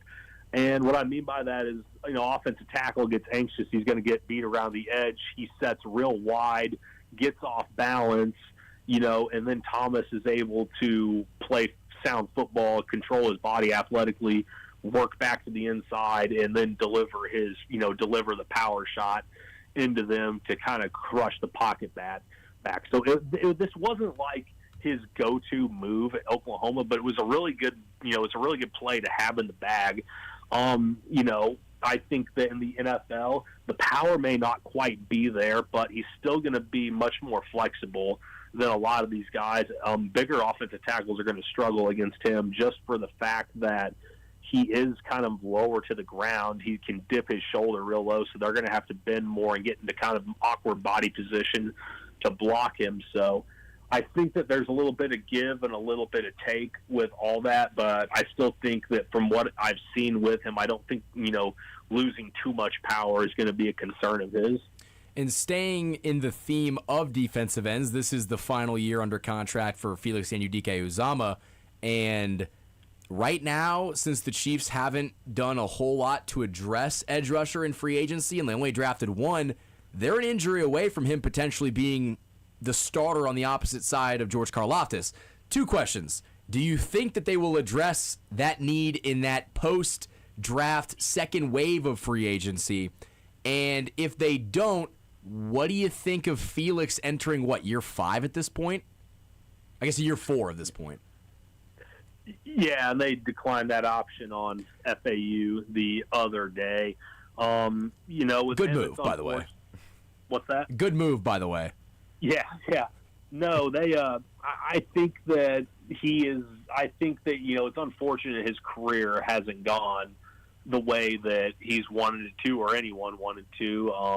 But it's just that stuff happens in the NFL sometimes. He's gonna. There's a lot of guys that have been in his situation. I think that ideally he's able to come in and can salvage his career to a degree this season, show a little bit of something. There hasn't been a ton to indicate that's what's going to happen, but that would be the hope. And I think that at this point, just with so many variables still on the defensive line, I think they'd be crazy if they didn't go out and get a veteran defensive end here in the next couple of months. The post-June 1st cuts, that'll free up some more players who will be looking to kind of bounce around from team to team. And I wouldn't be surprised if we don't see a couple of, pre-training camp or training camp trades, since those have become so popular the last couple seasons in the NFL. Is there a name that maybe sticks out to you or is available in free agency that you would be advocating for the Chiefs to sign? Realistically, be like, go out and get Mike Dana, something along those lines. Oh, Caleb, don't like say that. Just bring it back to familiar face. I know there's been a lot of hype around Cam Jordan. I think that would be interesting as he's in the twilight of his career, possibly trying to go chase a ring. That would be something to take into consideration. It always seems like, though, those guys that, everyone thinks will want to come to Kansas City, chase a ring, always find another team to play for who offer a few million more dollars, and the Chiefs are able to. But I think that those are just, two names out there. I wouldn't think that any Chiefs fans should be upset about coming back or coming to town in general, especially with, I know a lot of people don't like Mike Dana, but he's going to come in. He's going to be a reliable guy that can play good run defense. And then, that's why you drafted R. Mason Thomas. Let him go to work on pass rush downs. Yeah, and then again on those offseason trades, could you see potentially Jeff Caldwell in that as well? Yeah. So with some of that stuff, I think that Caldwell is going to be just an interesting guy to take a look at as we really get into as we get more into the mini camp stuff here, and then as we kind of get into the training camp. I think that everyone's saying seeing these crazy athletic testing numbers and this and that. He's and Megatron, Caleb. He's Megatron. Well, yeah, he's Megatron, as we know. I think that everyone's talking a little bit more about him than his teammate, Cyrus Gray, and Cyrus Allen. can't. We've made the Cyrus Gray mistake. Actually, you're not the first one. Jason Anderson has made the Cyrus Gray mistake multiple times. Yeah, we can't be doing that. But no, I think we'd rather maybe talk about his teammate who did score 13 touchdowns and not this tall, athletic guy who's completely raw as a route runner. But I think that that'll be the camp story to watch. Of all the undrafted free agents, I think he's definitely one of the top three most interesting they have on the roster right now. Well, Caleb, I want to get your thoughts on this because on KC Sports Report, the podcast, I had you on, and you were talking about Cyrus Allen being one of your favorite picks from this class, and there seems to be the notion that he is strictly a slot receiver. But you are of the mindset that maybe he's more of an outside guy than a lot of the other, analysts and media heads are talking about. Explain why you think Cyrus Allen might be one of those wide receivers that Chiefs fans should be paying very close attention to. Well, he doesn't blow anyone away with his athletic ability, but he has tremendous hands. I think he dropped one pass last season at Cincinnati. He'd had early drop issues throughout his career, but last season he was really able to lock in on that. And then when you just look at his tape, he's real smooth about his routes, not like the super athlete like his teammate was, but he's really nuanced in what he does. He's able to kind of beat any kind of zone coverage he played against. And, you score 13 touchdowns in a season as a collegiate athlete at any level, you're doing something right. Your coaches or teammates see something in you that, you're getting open, you're making plays. He is an athletic leaper. I was impressed with the way he's able to go up and get the ball. And then just with some of the little, subtle stuff he does, the way he kind of breaks and some of his hip flip stuff with the way he's running routes, it just kind of, stood out to me when you sit there and kind of look at it and go, okay, this guy isn't just going to be, just your slot guy. I think at some point maybe he turns into maybe a little bit better version of Tyquan Thornton. I think is probably where you're wanting it to go to with him at some point. But I'd be interested to see if he starts taking snaps early on in camp and kind of where they want him catching the ball at. Do you think the size difference would maybe lend Allen being more of a slot guy? Because Tyquan Thornton is just a bigger guy than Cyrus Allen. And that, heck, they basically benched Tyquan Thornton towards the end of last year. That'll probably change in 2026. But do you think that maybe the height and weight of Cyrus Allen could maybe affect his role? Yeah, it could. And I think that and not being a superior athletic tester is probably why he went day 3 where they took him. But still, he plays a little bit bigger than what he looks like, and he makes plays that you're just like, I didn't think he was going to do that, but he managed to find a way to pull it off. With him, I do think he plays more like a guy that's closer to 6 foot or 6'1" than 5'10" or 5'11" or 175, 180 pounds that they got him listed at. So I think that there's definitely kind of that he plays the chip on his shoulder to where he makes up for the size advantage. But I also just, I've enjoyed what I've seen out of his stuff. I think that it'll be something that translates to what Andy Reid wants to do, especially with the way that he's able to space the field and kind of his feel he has for, where to be on the field when it's time for the quarterback to throw the ball. Caleb James, the lead film analyst over at Arrowhead Pride, is our guest. A couple more for you, Caleb. In sticking in the theme of the Chiefs offense, we talked a little bit about Kenneth Walker in the first hour, and he talked about how he prefers to run under center, and the numbers would back that up. He had more yards per attempt, or I guess more yards per carry under center, and if he's not bouncing it outside, he prefers to be under center. But I want to ask you, do you think that we see any schematic changes for the Chiefs offense because of what Walker has done well, or is it going to be same old thing, just a new year, and they just have more talent this year? I would certainly hope that they do change a little bit of what they do, and I think that the change is a little bit overdue with them needing to go get back under the gun and really be able to, run the ball effectively under center to a degree. When you look at the early days of the Chiefs, of Mahomes, when they had Kareem Hunt, a lot of the big plays they created were after they'd been pounding the ball with prime Kareem Hunt, and then Mahomes was able to go to play action and hit Kelsey or Tyreek somewhere down the field. They need to find a way to be able to replicate some stuff like that with Kenneth Walker, with Rashee Rice, obviously Travis Kelsey still in the fold, and then with, some combination of Xavier Worthy or Tyquan Thornton down the field, where all that has to start, though, is how they run the ball and how they're setting that stuff up. So I would be thrilled if they did it. I think they should. Eric Bieniemy is with Ben Johnson last season, who is a big-time under-the-center proponent. They also got Chad O'Shea's voice in the offensive room right now, who spent a lot of time in offenses that primarily run under center and emphasize running the football. You mentioned the coaching staff, and one thing that Brett Veach very quietly told Chiefs fans after the draft, he believed that the defense lacked the personnel and the offense lacked the coaching. And the coaching staff outside of Andy Reid pretty much got flipped upside down, especially on the offensive side of the ball, bringing back Eric Bieniemy and bringing Chad O'Shea into the mix.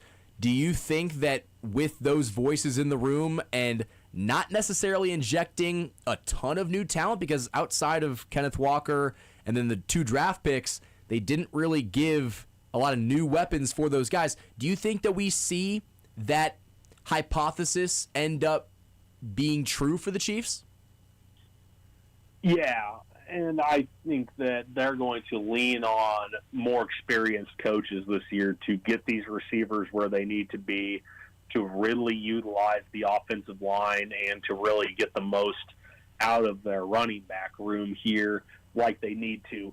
This is, and also to a degree to continue to help protect Patrick Mahomes as he progresses into the second phase of his career, so to speak. But I think that just with the veteran minds they have, it's going to be more people to not just for Andy Reid to deliver the message to, but to collaborate with him and work to come up with the solutions for the problems they had. Help to come up with ways for them to be able to run the ball effectively down the field and not just be having to rely on crazy plays on third down to move the chains. They're trying to get back into being a more efficient offense. I think that they're working towards that. I think it will work. And once they become more efficient, then they'll start getting better at creating those explosive plays. Final question for you, Caleb. Will the Chiefs have a top 10 offense in 2026? And not like one of those top 10 offenses that Andy Reid was talking about last year. I mean a legit scoring in EPA per play. Will they be a top 10 offense? I think a lot of that depends on if Mahomes comes, when Mahomes comes back. They'll have a chance if he, comes in early in the season with how good Walker does. I still think they'll be more middle of the pack this year. This year, though, to me, it's about making sure Mahomes is going to be good to go for the future and really establishing Kenneth Walker as your go-to back and making him the next big-time back that the Kansas City Chiefs have had, because they've had some good backs over the years. That's Caleb James, the lead film analyst over at Arrowhead Pride. Caleb, it was a pleasure to get you on the show, my friend. I really appreciate it. Yep, thank you for having me. Of course, you guys can find all of his work on Twitter at CJ Scoops, and go check out the website, Arrowhead Pride. Ron Kopp and Caleb James put out fantastic work over there. On the other side of the break, we're going to get back to a little bit of hypothetically speaking. You're listening to The Night Shift on Sports Radio 810 WHB.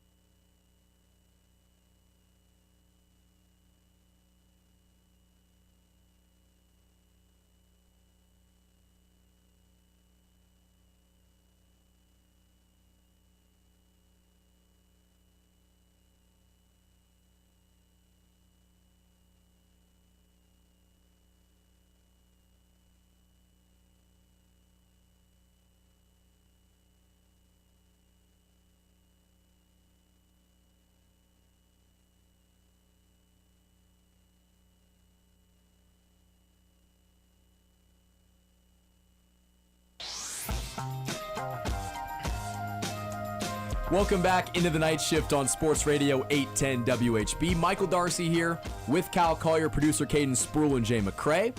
It's time to get back to the segment that we were doing before we had on Caleb James, the lead film analyst over at Arrowhead Pride, which all of Caleb's work is available, again, on Arrowhead Pride. You can find him on Twitter at CJ Scoops, and our interview will be available on the podcast page on Sports Radio 810 WHB.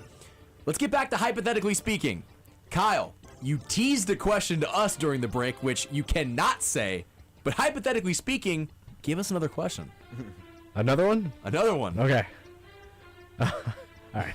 I'll stick with football here. Okay. Okay.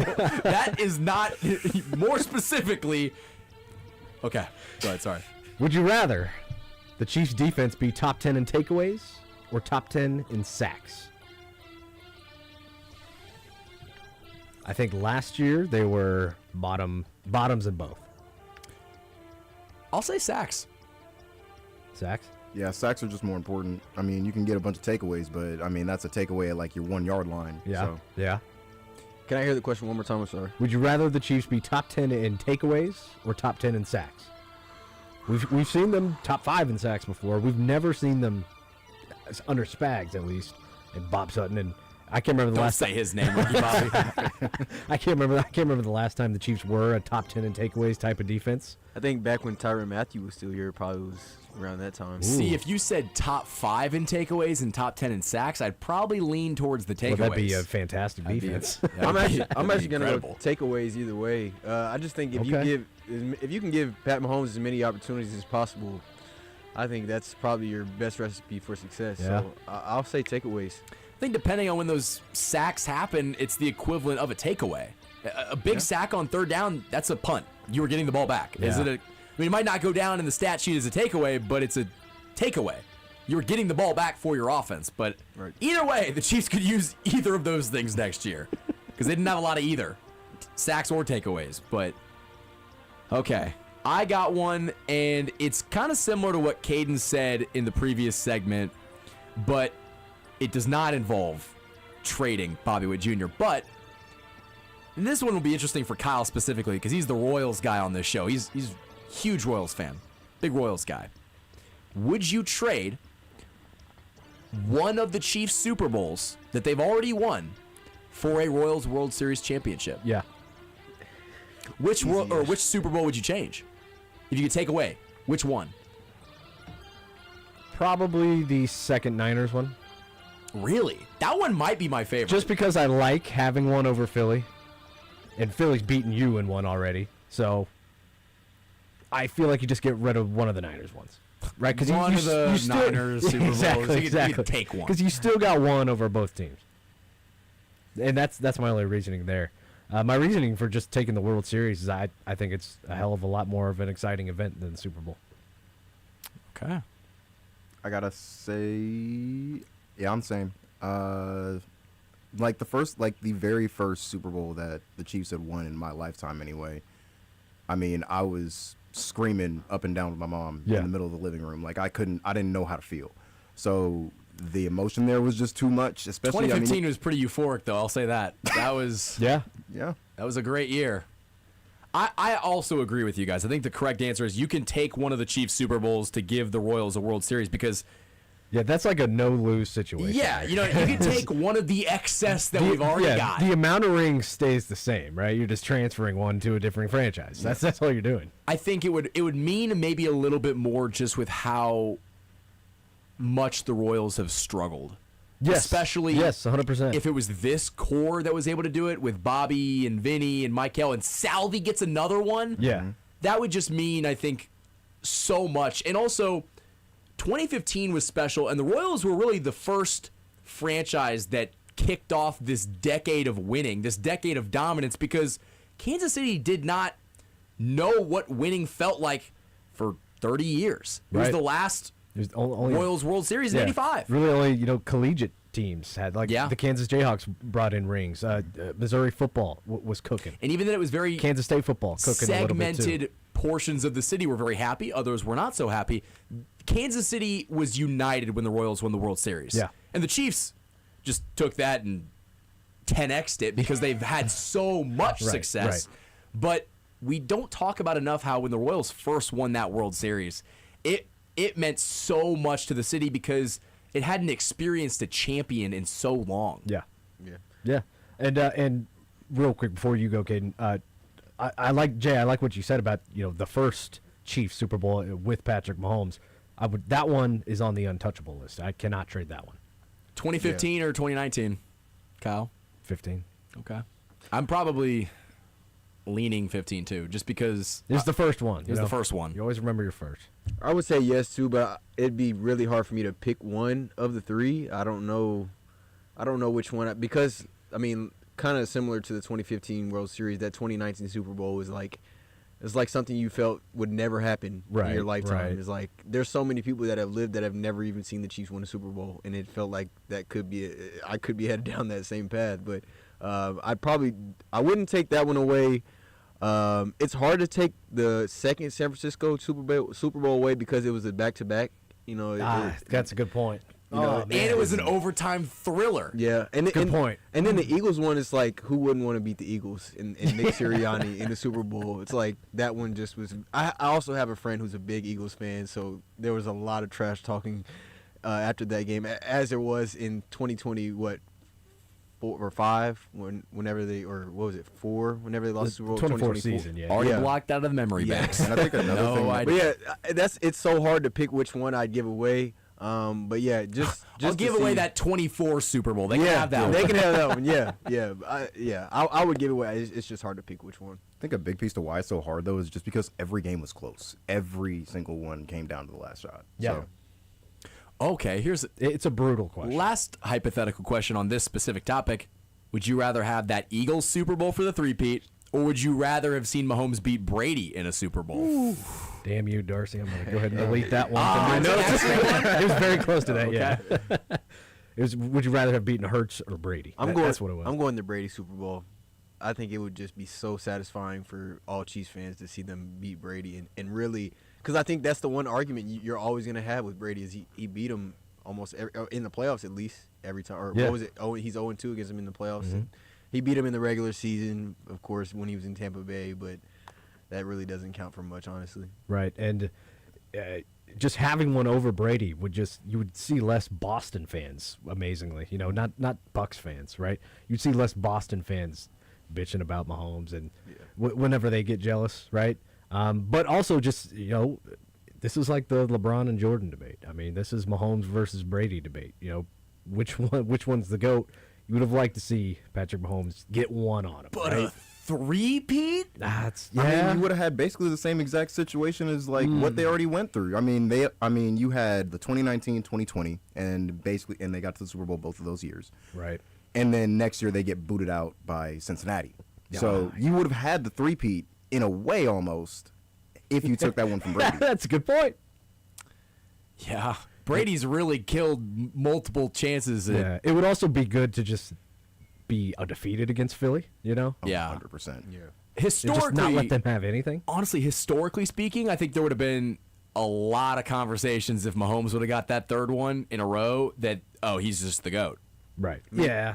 To have 4 Super Bowl wins against 2 teams is pretty insane. And also three-peating. That is the most dominant. It already is the most dominant stretch in a 3-year period that any NFL team has ever accomplished. Right. Yeah. Because looking back at it, there have been teams that went back-to-back, but they never got back to the Super Bowl in that third year, and the Chiefs did. Yeah. You don't really want to hang your hat on that, but it is still an accomplishment to go further than any other team in history had gone.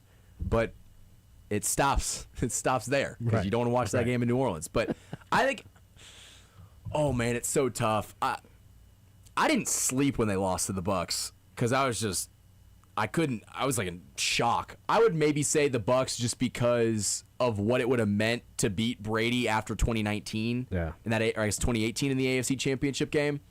So I'll say Brady, but I'll take either. That's just another championship. I'm gonna go Brady because the second time that they lose a Super Bowl, it didn't hurt as much. Yeah. Right. We were already wounded from we had been 2020. wounded, and there were 2 rings before that one, right?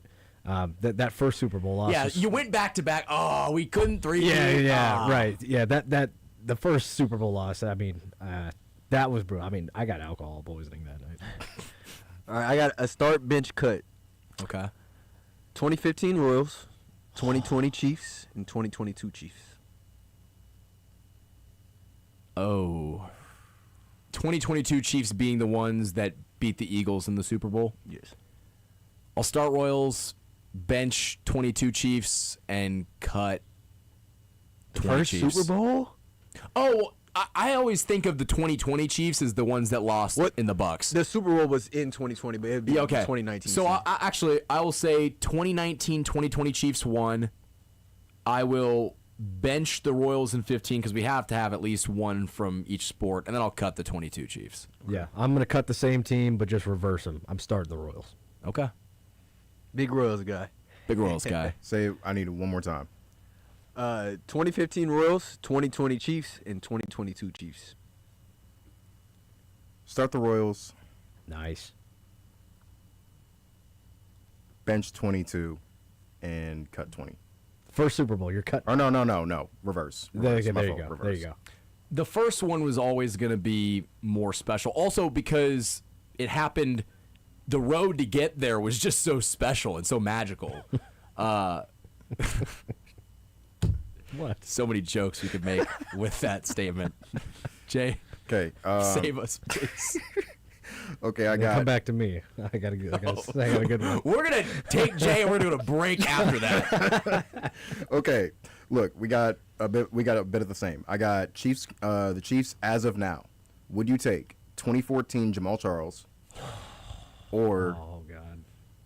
are you taking 2019 Damian Williams? Same postseason success, but just two different running backs. Charles. He's one of the most exciting electric running backs I've ever watched. Charles. I'd take Well, Charles. did the Chiefs make the playoffs that year? Yeah, or I'm looking back at it. I mean, I don't think they did in 14. 15 they 15 did. they did. Yeah. Yeah, I'm taking Charles. I'd still take Charles. Yeah, I'd probably go Charles. Even though Damian Williams, Was a dog. His Super Bowl performance, he honestly He was close for Yeah, he MVP. almost took the MVP. Yeah, He was. I'd probably go He Charles. ran so. Or I guess he walked. Wait a minute. He ran so Ken could walk. Nice. All right. We're gonna take a break. We're gonna take a break. More hypothetically speaking, on the other side of this break, you guys are listening to the Night Shift on Sports Radio 810 WHB.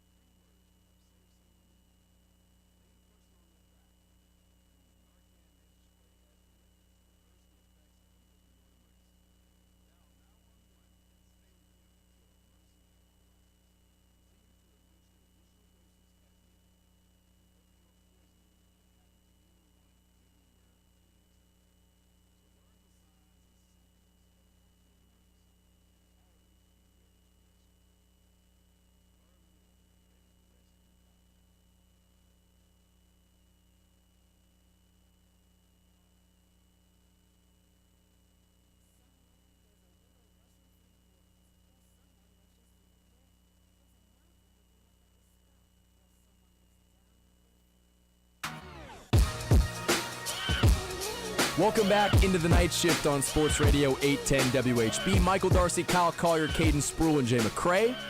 Wrapping it up here on the Night Shift in the final segment. It's time to continue playing a little hypothetically speaking. And Kyle's just giddy over there. I know he's got some good stuff cooked up. I'm a little scared to know some of those hypothetical questions. But Kyle, do you want to lead us off? Yeah, would you rather be the spouse of the ex-journalist or the head coach?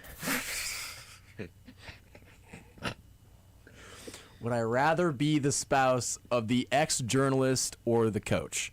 Who could be the ex-coach, depending on, well, it's not super likely. Oh, sweet mother of God. I will say...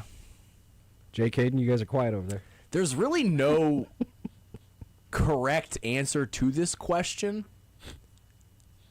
I will say, you know what? I graduated with a degree in journalism. Us journalists got to stick together. I'll say the ex-journalist. One still got a job. Don't care. We right here with it. Oh. I The got ex-journalist. I got Darcy's answer. Jay? Same thing. All right. I'll say the same thing. We talked about this a little bit. I think the last time we were here, her husband is the CEO of Shake Shack, Yeah. so he's gonna be he's good. He's set regardless. That's true. I doubt that's the pipeline for me, though. There's no Shake Shack in my future. I don't even know if there's Hawaiian Bros in my future. But also, Mike Vrabel and his wife have been together since he was at Ohio State. 1999 is when they were married. For now. So that's a long marriage. That's very it's very humiliating and embarrassing to It's not a funny situation. It's not funny. to have to go through a situation like that, and with someone you've had that type of relationship with and a family with, it's tough. So I'd probably say Sometimes the seas of marriage are rough. Yeah. And you got to make sure that the boat stays level. Upright. I love The it. boat has to stay upright. If there's a hole in the boat, it's going to sink. God forbid that there's a hole in that boat. All right. Well, What's your answer? Mr. Quiet over there. I'll be the head coach. Okay. Okay. Do you want to explain your rationale? Or do you want to move on? No. Okay. Okay. Look, we got. Okay, so let's. Well, I feel like I could work my way back. Anyways, go ahead. No, you're good. I can redeem myself. I'm sorry. Jay, go ahead. You're good. Okay. Kyle's going to be an assistant head coach in New England. Well, how about this? We'll make him the head coach of the Jets right now, and you can take Geno Smith or Bailey Zappi and Brady Cook. Woo! Because according to their unofficial depth chart right now, the only quarterback on there is Brady Cook. So you asking me would I rather have those guys or Kyle be the starting quarterback? No, I might Brady take Cook Kyle. or Geno. Oh my gosh. Yeah. Brady Cook or I'll give you my Geno? answer. It's Brady Cook. Geno. I watched Geno last year a little bit more than I should have because I was watching Brock Bowers for my fantasy team, which he was hurt. But Geno that was one of the worst displays of quarterbacking I'd ever seen. You want to talk about I am over Geno Smith. No more. crazy Twitter fans? Geno Smith had some horrible things said about him on social media. Oh yeah. I mean, I would probably take. Who was the other? I forgot his name. Mizzou quarterback. Brady Cook. Brady Cook. I'd take Brady Cook because at least then you're going to get a top 3 pick next year. And you can get Arch Manning. Yeah. Geno might fall ass backwards into a couple wins. I don't know if Damn. Brady Cook is going to. Are we sure Arch Manning's a top 5 draft pick? For the Jets, he is. Yeah, good point. There you go. You never know. You never know. It's surprising coming from you guys. I never thought I'd hear those words. Well, did you hear why I said Brady Cook? Because I think he's going to be better at losing. I'll be honest. I'd take Geno. I watched enough of Brady Cook for 4 or 5 years. This is a parallel universe right now. Yeah, we're in a whole different universe right now. This is crazy. Yeah, man, Geno was very bad last year. Yeah, I saw enough of Brady Cook, and I saw enough of him as well in the NFL, and I think there was one week he had like 25 passing yards. Yeah, it's bad, man. I'd probably go Geno, honestly. Which, funny, Brady Cook was throwing to Quentin Skinner in practice. Damn. Where's he at? In New York. He's still a Jet. Wow. Yeah, they got some roster issues up there in New York. But, Kaden, do you have a hypothetical question? Yeah, here, let me find it here. It was another start bench cut. I've never experienced Allen Fieldhouse, so We got it. we The got night better. shift's going on the road next year. This is better suited for you guys. It's start bench cut, Arrowhead Stadium, Allen Fieldhouse, or Kauffman Stadium. Okay, And listen. during the playoff run. Yeah. Not just now. Oh, Yeah. see, that's a good little Yeah, caveat. during the playoff run. I'll give you mine real quick. Starting Allen Fieldhouse, benching Kaufman, cutting Arrowhead. I'll say I'm starting Allen, especially if you've never been. Allen Fieldhouse is almost as loud as Arrowhead, and there's a huge crowd discrepancy. There's 16,300 at Allen and 70 what? It's like 80K. 78 at Arrowhead. Yeah. I'm starting Allen. I'm gonna bench the Chiefs just because Arrowhead playoff crowds are insane, and I'm cutting Kaufman, but I don't feel good about that. You ever been to a World Series game at Kauffman I haven't. Stadium? I wish They got to go back. Yeah. They gotta go Did back. you go to a World Series game, Carl? I did. I went to a couple. Lucky man. I was about 10 feet away from the Gordon home run. Wow. In game one. No, but I talk about this, my experience at KU Arizona this year at Allen Fieldhouse. If I had to make my sporting events, that I've attended in person, Mount Rushmore, that game was on the list. That was a regular season game, but it was against 22-0 at that time Arizona. Is it a podium Number game? one. Is it top 3? Mount Rushmore, so it's a top 4 game. In no particular order, it's a top 4 game. I'm going 2014 wild card. I'm going 2015 World Series game 1. I'm going the game 5 of the ALCS in 2015 against the this Toronto guy's been Blue to all Jays. the good games. And I'm going that KU Arizona game. It was nuts. Okay. You want to rip through one more hypothetical question? Yeah, I got another one. We're going to go back to football for this one. Would you rather have a 1,200-yard receiving yard season from Rashee Rice or Xavier Worthy? Xavier Worthy. I feel like he needs it a lot more than Rashee Rice actually does. And that's just because of the production he's had over the last couple of years. Okay. Xavier, because that's one more year of team control. Okay. I'll probably say Xavier will as well, just because we've already seen Rashid have that type of year. Yeah. Well, no, we haven't. I want to. Well, what did he have? He was close to 1,000. It was North. Was it? It wasn't even 1,000. He's never hit 1,000. Oh, I think damn. he was I on thought like it was- 800. Which, again, not a bad season. but very productive is what I Very mean. productive. Yeah, he's had a productive season already, and I mean, yeah, that's still what 200, 300 yards away. But yeah, I'd probably say Xavier Worthy just because I want to see what that looks like. Does it look like an intermediate type of guy? Does it look like the deep threat that we've always imagined him being? I'd be interested probably to see more Xavier Worthy. See, my issue with this question is, and his rookie year he got 938. Okay, that's his high. So high mark. okay, essentially 1,000. Yeah. He would have because he was a rookie that year, and it felt like the first 5 weeks of the season we didn't see him a he whole really bunch. didn't do much, So yeah, he was probably on pace for it. If that were his sophomore year. His sophomore year, certainly he was on pace for it. Yeah. Then the ACL happens. My issue with this is that it's about the future. I don't know if Xavier Worthy can be a consistent. Just the health is very concerning. Now, obviously, Rashee Rice and his mental attitude is concerning future-wise, and you may be able to get him at a discount. Rocking the boat, rocking the ship. He's doing a lot of. Nice. Yeah. What a night. What a night on the night shift. But I definitely think. And by the way, if I were the head coach in that situation, I just crush a draft. I'm back in the good graces. He didn't go to day 3 of the draft. Did you know that?